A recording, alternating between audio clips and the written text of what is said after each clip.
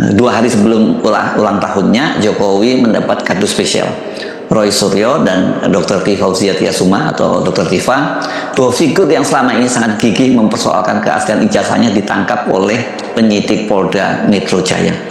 Namun Joko Widodo tampaknya belum bisa menarik nafas lega, dan ini belum bisa dikatakan sebagai kado spesial yang sempurna karena kedua orang ini tidak langsung ditahan, namun justru sekarang ini dirawat di Rumah Sakit Polri Kramat Jati, Jakarta Timur setelah menjalani pemeriksaan kesehatan. Jangan dilihat bahwa keputusan dari dokter di Rumah Sakit Polri Kramat Jati itu merupakan keputusan medis biasa karena adanya penyakit bawaan keduanya, gitu ya. Jadi ini harus kita lihat bukan hanya semata-mata berdasarkan pertimbangan medis. Bisa diduga ada pertimbangan politis atau tepatnya tarik-menarik kepentingan politik di balik keputusan itu. Sebab keputusan penyidik menangkap keduanya selain janggal dan mencurigakan, karena kan mereka ini selama ini kooperatif, diminta mereka melakukan wajib lapor dan terus itu juga dipenuhi oleh mereka. Tapi kenapa kok kemudian tiba-tiba jangka? Nah, ini yang juga menimbulkan bukan hanya kecurigaan tetapi reaksi yang sangat keras dari publik. Dan ini tentu saja merugikan citra pemerintahan Prabowo Subianto. Kenapa? Ya karena bagaimana mungkin misalnya ada sebuah pemerintahan seperti pemerintahan mandiri seperti Prabowo, tapi kemudian ada seorang figur mantan presiden seperti Jokowi yang masih bisa terus cawe-cawe di dalam kekuasaan. Kado itu baru akan menjadi spesial dan sempurna bagi Jokowi bila akhirnya penyidik Polri, dalam hal ini Polda Metro Jaya, menyerahkan keduanya ke Kejaksaan Tinggi Jakarta, atau dalam Kitab Undang-Undang Hukum Acara Pidana ini disebut sebagai penyerahan tahap 2. Ya, ini penyerahan tahap 2 itu adalah penyerahan kelengkapan alat bukti lain termasuk para tersangka. Nah, kalau kemudian nantinya ini penyidik Polda Metro Jaya memutuskan untuk menyerahkan Roy Suryo dan Tiva ke Kejaksaan atau penyerahan tahap 2, bola panasnya itu akan bergulir di tangan Kejaksaan. Apakah jaksa juga kemudian melanjutkan penahanan itu dan kemudian jaksa penuntut menyusun surat dakwaan dan berkas tersangka kemudian dilimpahkan ke pengadilan. Ini yang saya kira masih harus kita tunggu lagi. Tapi sejauh ini oke lah, kita bisa menyebutnya bahwa Jokowi itu menang 1-0 lah. Karena bersamaan dengan menjelang ultahnya ke-65, ini Jokowi punya beberapa agenda besar. Pertama, dia secara resmi akan dinobatkan sebagai Ketua Dewan Pembina PSI, atau dalam bahasa Wakil Ketua Dewan Pembina PSI Grace Natali disebut sebagai penjaketan, mengenakan jaket Ketua Dewan Pembina. Dan posisi Ketua Dewan Pembina PSI ini kita bisa membayangkan sama seperti halnya Ketua Dewan Pembina Partai Golkar di era Orde Baru, yakni di eranya Presiden Soeharto. Jadi yang menjadi ketua umum itu ya sebenarnya dia adalah ketua harian. Kalau sementara ini kan PSI memang agak lucu itu, ada ketua umum yang sebenarnya tidak punya jabatan apa-apa, tidak punya kesibukan apa-apa, tapi kemudian mengangkat ketua harian. Dia kalau ketua umumnya ini dijabat oleh Kaisang Pangarep, putranya Jokowi, sementara ketua hariannya dijabat oleh mantan politisi Nasdem Ahmad Ali. Agenda kedua yang tidak kalah besar dan bahkan lebih serius ini, yakni Jokowi itu akan melakukan safari politik ke berbagai wilayah di Indonesia. Yang sudah disebutkan itu kan ke Lampung, Jawa Barat, dan Nusa Tenggara Timur. Dan sebagaimana dikatakan oleh Ketua DPP Bidang Politik Bestari Barus, kunjungan itu akan dilakukan mulai bulan Juni ini. Jadi kalau bulan Juni kan sekarang sudah tanggal 20 ya, tinggal 10 hari lagi, artinya itu akan segera. Dan rangkaiannya itu harus, kalau mau jadi keadilan sempurna ya berarti tanggal 19 ditangkap, kemudian tanggal 21 atau 22, tapi tanggal 21 itu kan hari Ahad, hari libur, nggak mungkin ini diserahkan Roy Suryo dan Tiva diserahkan ke Kejaksaan, dan kemudian setelah itu disebutkan tadinya katanya kabarnya tanggal 26 sampai 28 Juni ini akan dilakukan kunjungan ke Lampung. Artinya dimulai dari bulan Juni ini Joko Widodo akan mulai disibukkan dengan agenda-agenda politik yang mensyaratkan situasi di lapangan harus benar-benar kondusif. Dan syarat utama itu agar kondisi di lapangan itu harus betul-betul kondusif adalah soal keabsahan ijazah dari Joko Widodo. Dengan ditangkapnya Roy Suryo dan Dr. Tiva, setidaknya Jokowi itu berhasil menyingkirkan kedua orang itu, sehingga ini dia tidak menjadi penghalang dan ganjalan konsolidasi kekuatan politik yang akan dilakukan. dibuktikan, dan itu semacam justifikasi secara hukum lah seperti itu ya. Dia bisa mengklaim tuh buktinya mereka ditangkap oleh kepolisian, ya berarti kan polisi punya bukti yang cukup kuat apa yang dilaporkan oleh Joko Widodo. Namun dengan tidak segera ditahannya Roy dan Tifa karena mereka masih harus menjalani perawatan di rumah sakit Polri, ini jelas merupakan sinyal kuat bahwa Jokowi itu belum bisa sepenuhnya mengendalikan kepolisian dan memaksakan semua kehendaknya. Dia artinya pokoknya segera ditangkap, kemudian ditahan dan diserahkan ke kejaksaan, dan kemudian segera dilimpahkan ke pengadilan. Bagaimanapun juga langkah penyidik menangkap Roy dan Tifa yang mendapat perlawanan publik itu akan sangat merugikan citra pemerintahan Prabowo. Sementara pemerintahan Prabowo itu sekarang ini selain dia harus melakukan konsolidasi secara internal, juga harus melakukan konsolidasi opini publik. Prabowo harus merebut kembali kepercayaan publik di tengah krisis ekonomi dan munculnya gelombang unjuk rasa mahasiswa. Kalau nanti ditambah ketidakpuasan publik dalam penegakan hukum karena Roy Suryo dan Tifa itu ditahan, ini kan akan memicu gelombang yang tidak kalah besarnya, dan ini pasti merugikan pemerintahan Prabowo. Sekarang ini saja kalau Anda cermati di berbagai media, banyak pengamat yang secara terbuka menyebut peristiwa penangkapan Roy Suryo dan Dr. Tifa ini sebagai bukti nyata bahwa pengaruh Jokowi dalam pemerintahan Prabowo itu masih sangat kuat. Polda Metro Jaya sendiri dalam jumpa persnya membantah adanya cawe-cawe itu ya, cawe-cawe Jokowi, meskipun tidak disebut cawe-cawe Jokowi. Penangkapan Roy dan Tifa sebagaimana dikatakan oleh Kepala Bidang Humas Polda Metro Jaya Komisaris Besar Polisi Budi Hermanto, katanya ya prosedur normal dalam Kitab Undang-Undang Hukum Acara Pidana yang disebut sebagai pelimpahan tahap 2 setelah berkas perkaranya dinyatakan P21 oleh Kejaksaan Tinggi Jakarta. Jadi kalau polisi tidak segera melakukan pelimpahan tahap 2 dengan menyerahkan tersangka dan alat bukti lainnya, kita mendapat konfirmasi ada tarik-menarik kekuatan politik yang sangat kuat antara kubu Jokowi yang harus diakui pengaruhnya masih kuat dalam pemerintahan Prabowo dengan kubu Prabowo dan para pendukungnya yang sekarang ini memang mulai terlihat menjaga jarak dengan Jokowi dan sekaligus merupakan upaya untuk memenangkan dukungan publik. Di kubu pemerintah terutama internal Partai Gerindra, keinginan agar Prabowo melakukan proses disconnect alias memutus hubungan dengan Jokowi itu sangat kuat. Ada beberapa pertimbangan. Pertama, citra bahwa pemerintahan Prabowo yang masih di bawah bayang-bayang Jokowi itu sangat merugikan. Citra itu akan memperlemah dukungan publik kepada pemerintahan Prabowo, dan dengan begitu juga akan merugikan Gerindra sebagai partai politik yang dipimpin oleh Prabowo. Kedua, bagaimanapun juga PSI yang akan dipimpin langsung oleh Jokowi, kendati secara tidak langsung, ini akan menjadi kompetitor yang tetap harus diperhitungkan pada pemilu 2029. Memang yang sekarang ini kalau kelihatan nyap-nyapan sekali adalah PDIP, karena mereka ini pasti akan berebut segmen itu, dan seperti dikatakan oleh Ketua DPP PDIP Deddy Sitorus, ya dia menyatakan mereka itu mewaspadai gerakannya Jokowi yang akan melakukan pembajakan kader dari partai lain, dan dalam ini pasti juga PDI akan jadi sasaran, kendati dia menyatakan tidak terlalu khawatir dengan manuver dari Jokowi. Tapi tetap saja apa yang dilakukan oleh Jokowi ini yang akan dirugikan secara langsung adalah PDIP. Ketiga, keinginan Jokowi untuk memasangkan kembali Gibran dengan Prabowo itu akan menjadi penghalang konsolidasi partai-partai pendukung Prabowo pada Pilpres 2029 mendatang. Sebagaimana diinginkan oleh Prabowo, KIN Plus, Koalisi Indonesia Maju Plus, itu sekarang ini menjadi semacam koalisi permanen nantinya pada tahun 2029. Tetapi tentu partai-partai lain kalau kemudian sudah diputuskan bahwa Prabowo akan kembali berpasangan dengan Gibran, saya kira banyak yang akan memilih untuk mufarokoh, ya, memisahkan diri dari KIN Plus ini. Nah, ini pasti juga yang harus dihitung oleh pendukung Prabowo. Tarik-menarik kepentingan politik itulah yang menjadi latar belakang kasus Roy dan Tifa. Kita akan mencermati kasus ini. Apakah kasusnya akan kembali menggantung seperti yang selama ini terjadi? Perlu dicatat kalau kasus ini bermula kan tanggal 30 April 2025 ketika Pak Rangkuti, kalaupun dilakukan uji konsekuensi, kenapa sekarang? Kan belum ada. Tadi kan disebutkan karena banyaknya permintaan dari luar terhadap ijazah tertentu yang berhubungan dengan capres dan cawapres, dan KPU seperti merasa bingung untuk memberi jawaban apakah meloloskannya atau tidak. Tapi saya lihat ada unsur ketakutan di dalam itu. Ketakutannya apa? Kan yang paling mungkin itu sebetulnya akses saja. Benar. Masalahnya kan akses saja gitu. Nah, tapi mungkin ada unsur rasa takut, akhirnya kemudian ditutup. Akhirnya akses pun ditutup. Jangankan kopi, aksesnya pun ditutup. Terus aksesnya menurut Anda ada unsur ketakutan di situ. Ketakutan apa? Ya ketakutan terhadap kemungkinan orang bisa akses ijazah itu kan. Jadi yang ditakutkan ijazah siapa? Ya kita nggak tahu. Tadi kan saya nggak tahu. Tadi kan saya ngikutin logika cerita dari Bung Rifki kan, bahwa itu merupakan jawaban terhadap banyaknya tuntutan atau keinginan untuk dapat mengakses ijazah capres dan cawapres kita yang lalu. Gitu. Nah, ya, akhirnya karena banyaknya itu KPU justru nutupnya bukan membukanya gitu loh. Nah, mestinya kan KPU sebagai institusi independen yang salah satu kewajiban dia itu menjadikan pemilu jujur dan adil, transparan, akuntabel dan partisipatif, justru mengabaikan prinsip-prinsip ini ketika ia menutupnya gitu. Itu satu. Nah, oleh karena itulah kita mau mengatakan mungkin ada unsur ketakutan di dalam yang justru ya kita nggak tahu ketakutan itu apa. Terkait seseorang? Bisa jadi terkait kelompok, terkait apapun gitu, yang membuat mereka kemudian membuat aturan yang setback gitu loh.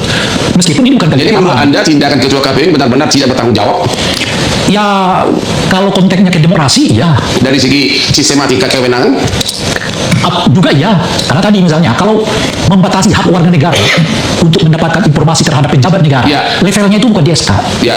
Minimal tuh peraturan. Jadi Itu kalau minimal tuh. kalau dari segi aspek apapun nggak masuk di akal. Menurut Bapak, Iya, jika waktunya ketua KPU Yang dilantik. menariknya Bang Hotman itu, yang menariknya dari ketentuan ini adalah ditutup selama 5 tahun di mana pejabat itu sedang berkuasa. Ya. Dan bisa dibuka setelah dia tidak berkuasa. Ya. Pertanyaannya ngapain orang juga? Benar. Ngapain juga orang memilih ijazah seseorang yang sudah nggak lagi menjabat sebagai pejabat publik? Jadi biar publik tahu, selama berkuasa tidak boleh diakses ijazahnya. Tapi Dan setelah setelah pensiun, berkuasa silakan diakses. Lah orang mau buat apa juga mau mengakses data-data yang dimaksud kalau orang itu sedang tidak berkuasa. saya kira siswa hukum 31 pun tahu. Sekarang saya mau tanya ke pertanyaan Bapak. Ini tindakan KPU ini benar-benar tidak bertanggung jawab atau apa? Saya udah mengatakan tadi. Pantas sih nggak jadi ketua KPU. Dan jawab Bapak kan ahlinya. Ya, saya pikir perlu memang mereka semuanya dievaluasi aja. Ya, halo teman-teman, kembali lagi bersama saya di channel ini. Kita sudah menyaksikan teman-teman cuplikan video yang sangat menarik. Dan tentu teman-teman, sebelum kita bedah lebih dalam isu panas hari ini, jangan lupa untuk berikan komentar kalian dan subscribe channel ini agar teman-teman tidak ketinggalan informasi menarik yang kita sampaikan. Teman-teman, di cuplikan video kali ini kita menyaksikan momen yang sangat luar biasa saat pakar hukum tata negara yaitu Bung Ferry Amsari menyikat habis dan mengkritik keras institusi kepolisian serta mantan Presiden Joko Widodo. Ya, di mana teman-teman beliau dengan berani mengungkapkan bagaimana gelombang besar selama 10 tahun belakangan ini telah menghancurkan cita-cita reformasi kepolisian. Ya teman-teman, alat negara yang seharusnya bertugas melindungi, mengayomi, dan melayani masyarakat, ya kini diduga kuat telah berubah fungsi menjadi pelayanan para pengusaha tambang hingga menjadi backing politik penguasa. Ya teman-teman, Bung Ferry juga menyentil anggota DPR yang seolah bungkam dan tidak berani menyuarakan reformasi kepolisian. Ya padahal begitu banyak kasus mulai dari salah tangkap, kekerasan terhadap demonstran, hingga kasus penembakan siswa yang terjadi belakangan ini di kota besar. Ya teman-teman semua, kerusakan demokrasi ini kita diperparah karena fungsi pengawasan DPR yang tidak berjalan serta partai politik yang ikut terseret kepentingan sesaat karena haus akan kekuasaan. Ya teman-teman semua, institusi hukum seperti KPK pun dianggap telah dikebiri, sementara masalah mafia tambang, mafia tanah hingga judi online terus merajalela di bawah perlindungan oknum penguasa. Ya teman-teman semua, kita tentu miris melihat kondisi ini di mana polisi seharusnya netral. Ya ini mereka mengayomi dan menjadi penengah bagi seluruh rakyat Indonesia. Ya bukan malah melakukan tebang pilih demi pemesanan penguasa dan pengusaha. Ya kita harus menyuarakan kebenaran ini teman-teman dan menolak keras cara-cara mereka yang merusak konstitusi agar demokrasi di Indonesia ini tidak hancur sehancur-hancurnya. Ya teman-teman semua, bagaimana tanggapan kalian mengenai kritik pedas dari Bung Ferry Amsari ini? Ya teman-teman, mari kita berdiskusi secara sehat di channel ini dan mari kita untuk terus men-share video ini ke teman-teman kita yang lain agar banyak teman-teman kita yang melek akan politik. Ya teman-teman, di sini juga kita melihat di kolom komentar di bawah ada kritik dan komentar dari teman-teman kita dan mari kita lihat bersama teman-teman bagaimana perkembangannya. Ya teman-teman, di sini disampaikan oleh teman kita Satrio. Di sini dia berpendapat tugas utama aparat seragam coklat sudah tidak tahu arah, sepertinya terjebak oleh laju politik. Ya teman-teman, kita lanjut di sini juga teman kita Teksa memberikan tanggapannya. Blok Medan diusut maka Jokodok sekeluarga terseret.